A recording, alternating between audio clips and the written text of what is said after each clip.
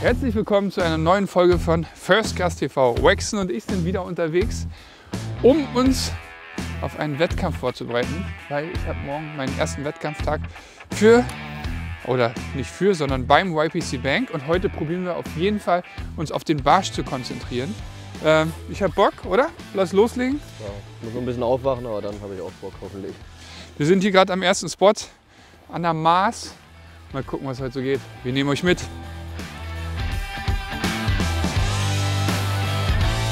Das war ein schöner Fisch. Der hatte 45. Monster, Doch, der 45 hatte der, denke ich schon. Boah, krass. Nicht mal 2 Minuten geangelt, oder?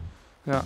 Und ich habe hier direkt vor den Füßen den Köder noch mal absinken lassen. Dann ist da so ein, das sagt vielleicht sogar ein 45er Barsch hinterher. Ich hatte auch ganz kurzen Kontakt, habe angeschlagen und habe den Köder aber fast ein Dustin ins Gesicht gehauen gerade. Der hat mich berührt. Hat er dich berührt? Ja, aber nur mit dem Gummischwanz, Gott sei Dank. Du hast genau Ja, das tut mir den leid. Du bist hier Millimeter. genauso in der Linie. Puff. Ja, dann sind wir auf jeden Fall schon mal nicht falsch.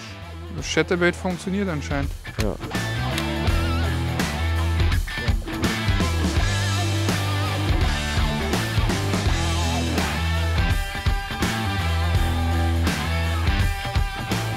Ja, richtiger Anfänger-Move von mir tatsächlich. Vicky rettet gerade meinen Köder, total nett. Ich habe den so pendeln lassen, dachte, ach komm, ich wusste nochmal. Zurückschwingen lassen und jetzt voll ins Seil hier rein. Also der hängt so tief, wenn Vicky jetzt nicht da runtergehen könnte, wäre er auf jeden Fall verloren. Sieht auch so aus, als ob er verloren ist. Vicky schafft es nicht. Hängt er so fest, oder was? Danke, Vicky.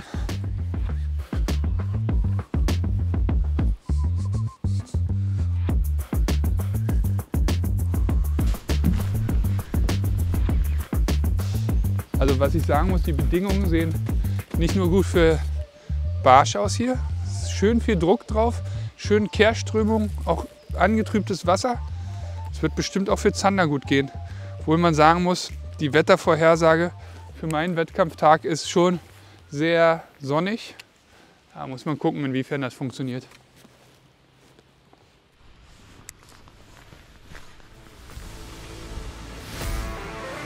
Oh, fetter Barsch!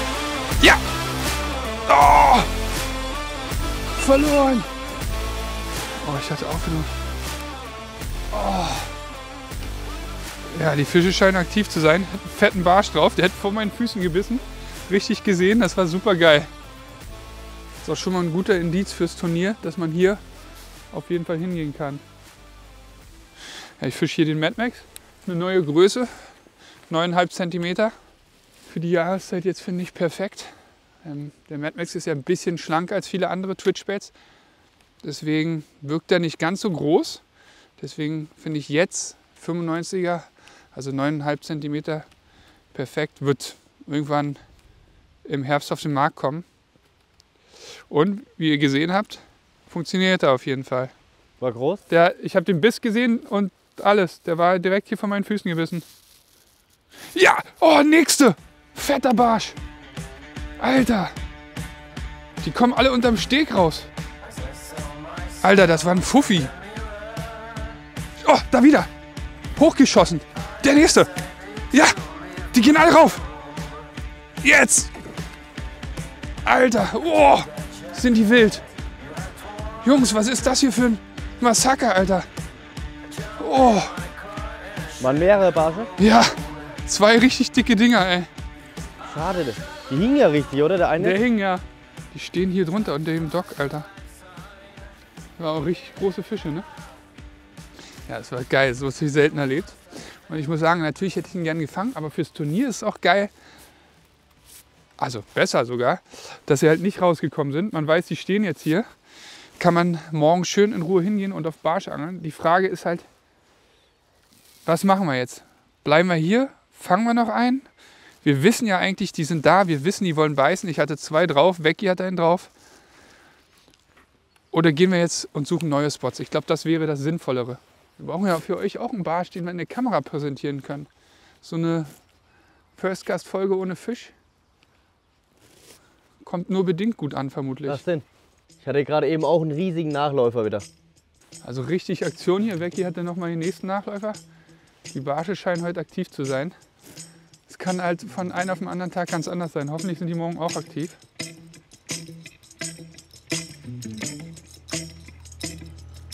So, Vecchi hat da auch noch einen Nachläufer. Da gehe ich mal zu seinem Spot. Nicht, weil ich denke, dass ich besser angle und den jetzt rauszimmer, sondern weil ich glaube, ich angel mit dem Twitchbait. Das ist ein anderes Laufmuster und vielleicht haben sie darauf mehr Bock als auf seinen Chatterbait.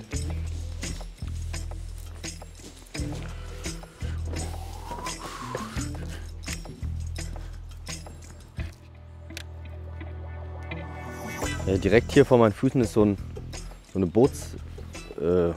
ich nenne es jetzt mal Slipanlage, da werden die Boote hier reingelassen. Und genau darunter stehen die Barsche. Ich hatte jetzt 2 Nachläufer auf den Chatterbait, aber beide hingen leider nicht am Ende. Deshalb habe ich mir jetzt eine kleine Craw montiert und klopfe hier mal den Grund ab. Aber krass. Glasklares Wasser, wir konnten die Barsche sehen, wie sie hergekommen sind. Da ist der Puls mal kurz hoch.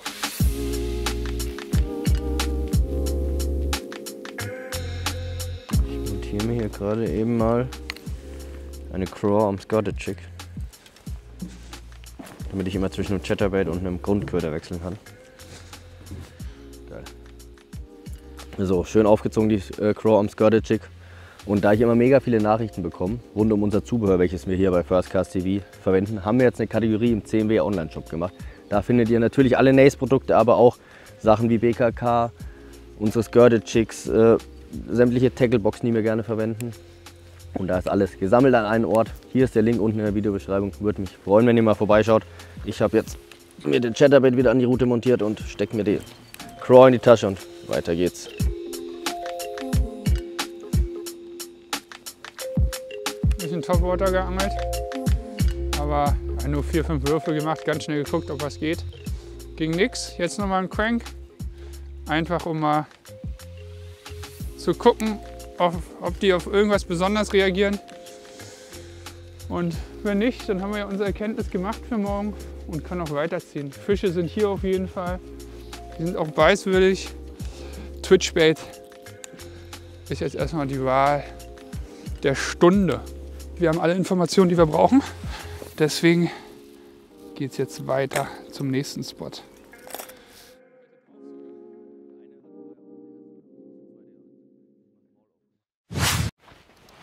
So, Dustin macht die linke Seite, ich mache die rechte Seite. Wieder Chatterbait mit Predator. Und los geht das. So, hier geht Zander und Barsch, das weiß ich. Ich habe hier im Wettkampf schon mal einen Zander gefangen, schön. Jetzt probiere ich erstmal wieder auf den Grund. Latschig, gucken, ob sie darauf Bock haben. Wenn nicht, twitchig. Und dann gucken wir mal, was geht. Obwohl, ich fange mit einem Twitch an. Irgendwie habe ich ein besseres Gefühl damit. Man hat hier nur eine sehr kurze Strecke zu beangeln, aber die hat es hier oft in sich. An den Pollern stehen echt gerne Barsche. Was auch ein Tipp ist, ne, beim Twitchbait-Angeln, wenn ihr wenig Platz habt, die Experten wissen das bestimmt, dann könnt ihr den Köder auch über die Rolle nur animieren. Und das lässt den Köder auch schön durchs Wasser twitchen quasi. Während das denn da hinten so ein Mikrospot mit Pollern beangelt, befische ich hier die lange Steinpackung. Ich werfe immer parallel, damit ich schön quer die Kante hochkomme. Hier haben wir in der Vergangenheit auf jeden Fall schon ein paar gute Barsche fangen können.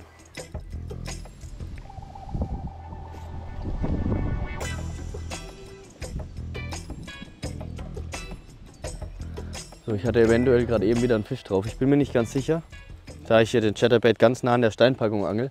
Und wenn man dann immer wieder Steinkontakt hat, das fühlt sich auch oft an wie ein Biss. Aber das war eigentlich schon sehr eindeutig und der Gummi war danach auch runtergezogen. Aber so richtig hängen bleiben wollen sie bis jetzt noch nicht. Aber wenigstens ein bisschen Aktion. 3, 4 Würfe noch hier und dann gleich weiter zum nächsten Spot.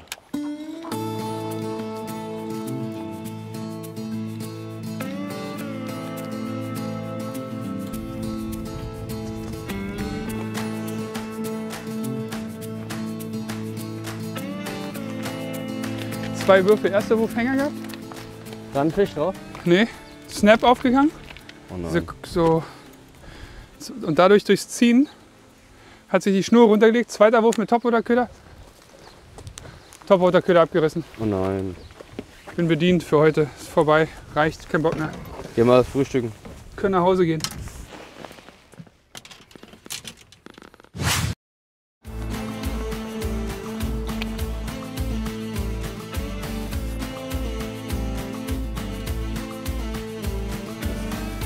Guten Morgen.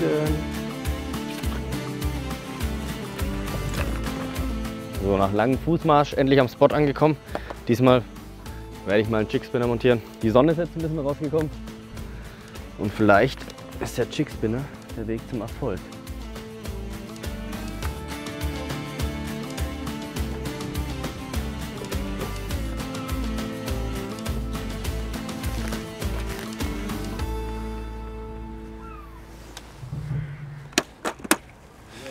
So, wir versuchen jetzt verschiedene Sachen. Vecchi macht einen Jigspinner. Ich probiere. Biss, richtig schöner Biss. Okay. Ich probiere ein bisschen finessiger zu machen. Mit dem Free Rig. Aber Vecchi hatte schon den ersten Biss. Das heißt, vielleicht hat er da schon die passende Methode gefunden. Das wäre doch geil.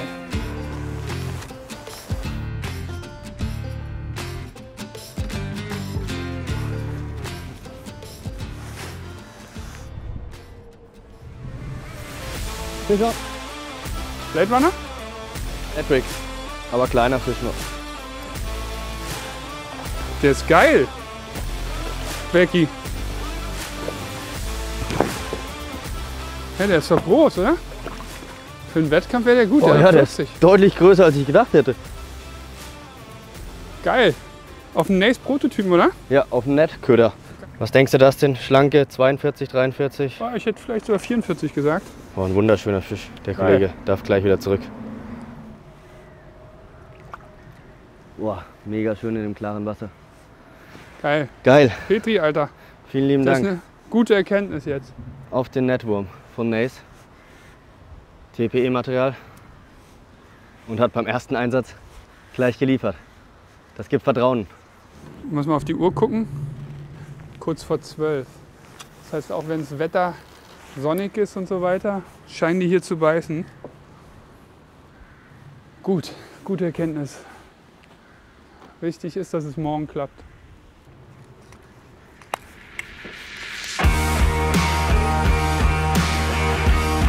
Guter Fisch? Nee.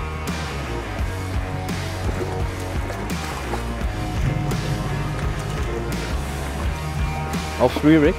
Ja, wir haben gerade noch so gemeckert, wie scheiße der Spot ist. Also in der Competition wäre ich jetzt schon happy, muss ich sagen.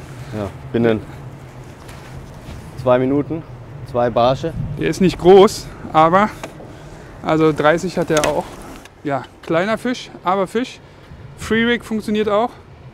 Auf dem Raven. Schöne Grüße an Eule.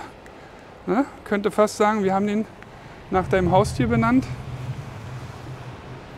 Ja, wäre ich happy. 32 würde ich ihn schätzen. Schnell zurück. Ups, großer. Die Barsche scheinen wir gefunden zu haben. Haben wir auf jeden Fall den nächsten Spot, den wir anfangen können in der Competition. Das ist schon mal ganz, ganz geil.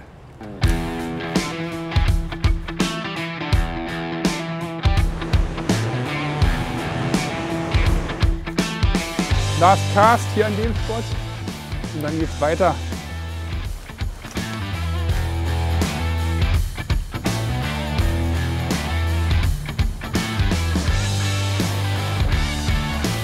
Hast du wirklich gedacht, das ist mein letzter Wurf? Ich gebe niemals den letzten Wurf, weißt du doch, beim Angeln. So, das war's. Ab zum nächsten Spot. War doch ganz erfolgreich. Muss mir direkt mein Handy abspeichern.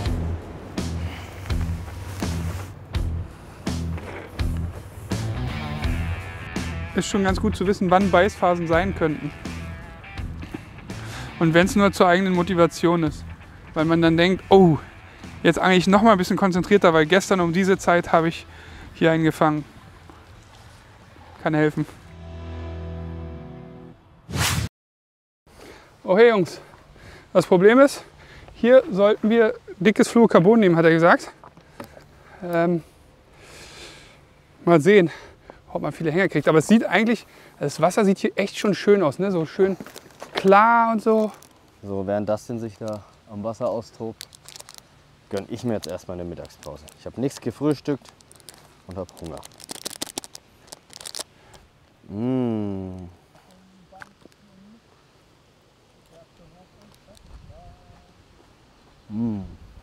Wir haben jetzt vorhin immer sehr punktuell gefischt, einen Spot ausgefischt und jetzt mache ich mal kurz ein bisschen Strecke mit dem Crankbait. Mal gucken, ob ich hier auf der Strecke irgendeinen Spot finde, der sich als besonders gut erweist. Oh, weil jetzt ist schon eine ganz schöne Weile ruhig und naja, ich wollte mal was anderes noch mal probieren. Vielleicht mache ich nachher auch noch mal Strecke und angel ein bisschen tiefer mit einem Free Rig oder Carolina. Oh, was war das? Ne, das war nichts. Carolina Rig. Aber jetzt erstmal Strecke machen, Crankbait und hoffentlich fange ich so einen Barsch gleich. So, gestärkt geht es jetzt auch für mich weiter. Ich habe mir ein Chatterbait wieder montiert, wobei der Spot mich bis jetzt noch nicht so abgeholt hat. Schauen wir mal, ob hier die nächsten 10, 15 Minuten ein Biss kommt. Wenn nicht, werden wir vermutlich recht schnell wieder einen Spotwechsel machen. Dustin ackert fleißig die ganze Steinpackung nach hinten ab, der ist schon 200 Meter weiter. Und ich check hier noch ein bisschen die Ecke ab.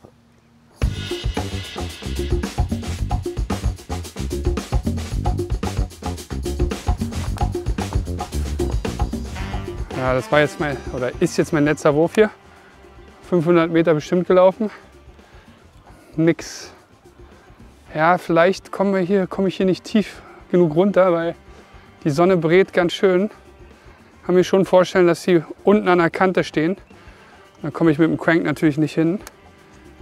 Wäre vielleicht besser gewesen, also zumindest mit dem Crank nicht, wäre vielleicht besser gewesen, unten langsam auszufischen mit einem Freeweg oder irgendwie sowas.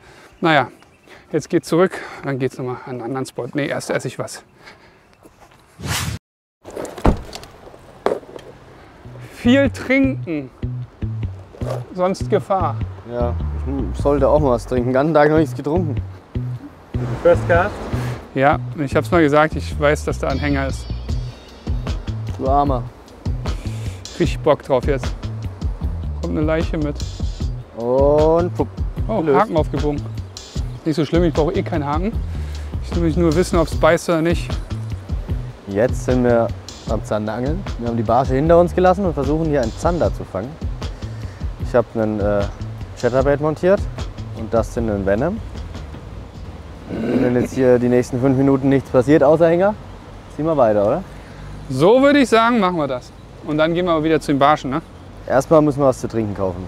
Die Frage ist, sollen wir den Spot nochmal anangeln, wo wir heute Morgen die Aktion hatten, einfach um ein bisschen Selbstvertrauen zu kriegen, oder sollen wir den liegen lassen? Hat Vor- und Nachteile. Auf der einen Seite wird es noch ein bisschen Selbstvertrauen geben, auf der anderen Seite ist es halt dann auch nur irgendwie 12 Stunden vor deinem Wettkampf. Ja, morgen früh um 8 muss ich da stehen. Eben. Und wenn wir da jetzt die Barsche verkraulen, ist halt auch nicht so ideal. Was sagt der Florian? Ja, Hingehen? Gib Confidence. Gibt Confidence. Und wenn wir uns so anstellen wie heute Morgen, dann ziehen wir da eh keinen raus.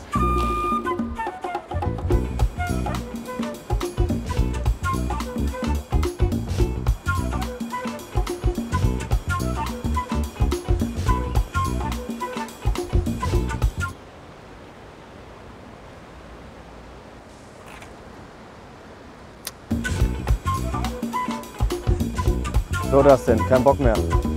Lass uns weiterziehen. Jo, Wir haben nicht mehr lange Zeit. jo. Das heißt, trinken nachdem Schluss ist. Du musst es aber dann verantworten, wenn ich hier umkipp. Ja, mache ich. Ja, am Spot angekommen waren andere Angler da. Das waren aber keine Hobbyangler, das waren auch Teilnehmer des YPCs. Eine andere Gruppe zwar, aber trotzdem nicht so geil, wenn die hier auch schon vor uns waren. Deshalb machen wir jetzt hier nur ein paar Würfe und wenn nichts kommt, dann ziehen wir gleich weiter.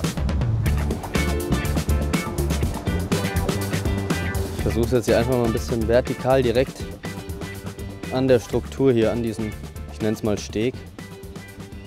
Weil ich glaube, die stehen unterm Steg.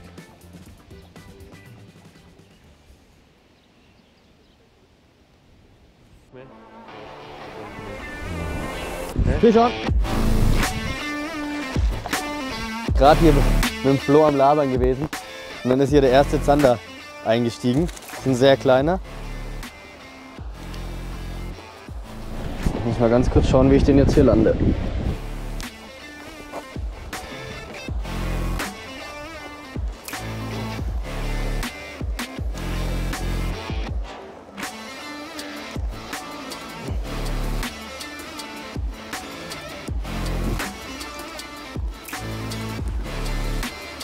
Ah, da haben wir ihn. So, der Kleine wird gelöst und darf gleich wieder zurück. Was hat er? 40 cm vielleicht. Nicht die Zielgröße. Komm, kleiner Mann. Oh, das war jetzt auch irgendwie nur eine halb professionelle Landung. Bitte nicht nachmachen. Dustin ist ein paar Meter weiter mit dem Kescher. Na, ist nochmal gut gegangen. Da hinten schon wieder, siehst du? Flover? Ob du das siehst, habe ich dich gefragt. Du musst deine Augen aufhalten, spähen. Gucken, ob hier der Rapfen lang zieht.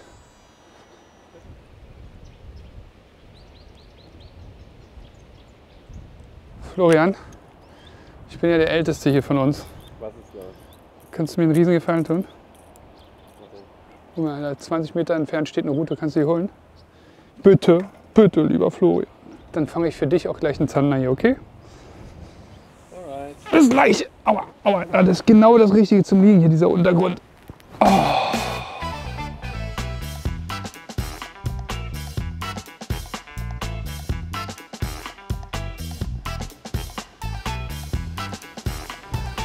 Danke, lieber Florian. Oh. Jetzt kommt mein Part. Ist hier was aufgefallen? Hier ist irgendwie Windschatten, warum auch immer. Windshadow.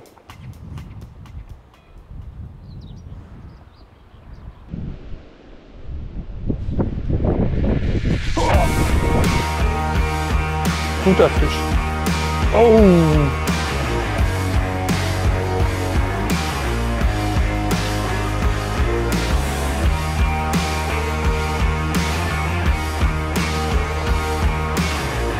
Da ist ja eine Leiter, da kann ich ja schön mit der Hand landen.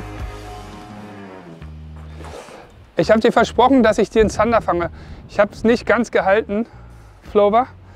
Ist leider nur ein Hecht geworden. Ich mache mal die Powerbank ab, weil es alles zu gefährlich sonst. So, was noch? Autoschlüssel wäre nicht schlecht. Was ist denn das? Ton ist fest, Rest ist alles fest, ne? Oh. Also der Biss war brutalst. Brutal war der.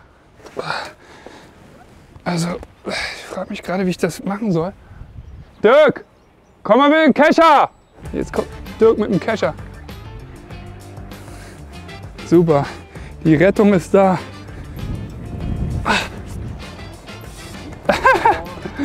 Warte, jetzt. Easy, easy, easy. Ja, locker, Dirk. Ja, kam genau zur richtigen Zeit, Alter. So, guckt ihn euch an, gar kein schlechter. Der wäre fürs Turnier doch super. Falscher Zielfisch, aber Fisch ist Fisch. Ich habe gesagt, wenn du mir die Route holst, dann fange ich dir einen Fisch. Da ist er. Ein schöner Fisch. Ah, du siehst mir ein bisschen wenig gestreift aus, mein Kollege. Deswegen darfst du zurück. Ab ins Wasser. Oh, los! Ja, 75 hatte der auch, oder? Bup. Ja, das war der Köder. Der sieht jetzt ganz schön zermurschelt aus, weil der war richtig voll drin die ganze Zeit. Venom, 4,3 Inch. Ah, es tut so gut, mal wieder so einen Laserbiss zu bekommen. Laserbiss. Das war aber wirklich ein Laserbiss. So, jetzt renne ich mal zum Dirki. Er hat nämlich zugeschlagen.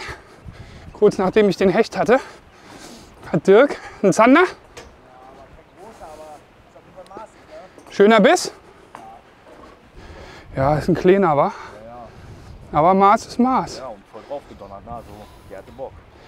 Also, kann natürlich mit dem Schiff sein, ne? Aber auch nah am Dings hier? Ja, ganz klar.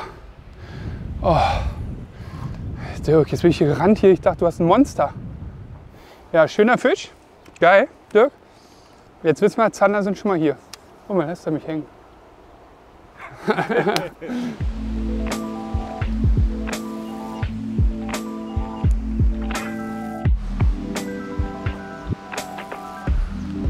Vielleicht kommen jetzt noch ein, zwei Fische vor Feierabend. Boah, boah, Dirk hat den nächsten. Richtig schöner Biss, ich hab's gesehen. Boah, das ist ein besserer, Dirk. Dirk, wir werden größer. Wir werden größer, ja. Boah, das ist doch schon mal ein richtig schöner Fisch. Ja.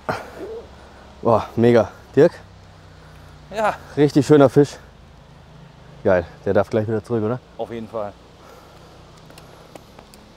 Wir sind hier in Holland. Oh, und weg ist er. Schmiert, ne? Boah, Schmier immer. Petri, Dirk. Schöner Fisch von Dirk. Ich habe nicht ganz gesehen, wie groß war der? 55, 60 so. Ah, super. Ja. Ja, er zeigt uns, wie es geht hier. Ich glaube, ein großer Vorteil ist, das Wasser ist sehr, sehr, sehr, sehr trüb. Ich fische sehr natürlich und Dirk hat Chartreuse dran. Ich glaube, das macht schon einen Unterschied. Wenn ich morgen hier wirklich herkomme, dann werde ich das auch probieren, mit Chartreuse zu angeln. Obwohl, ich hatte auch einen Zander drauf und einen Hecht. Naja, aber trotzdem, 2 Würfe, 2 Bisse hat er gerade gehabt. Das schon, hat er auf jeden Fall gut gemacht. Den letzten Fisch konnte Dirk unmittelbar nach einem Schiff fangen. Und jetzt kommt gerade wieder ein Schiff, das ist doch ein gutes Zeichen. Vielleicht erbarmt sich da noch ein Zander. Wird eine ganz enge Kiste. Die Schleuse ist echt super eng. Und das Moped hier, ganz schöner Kavenzmann. Schelm, wer jetzt was anderes denkt. Sayonara.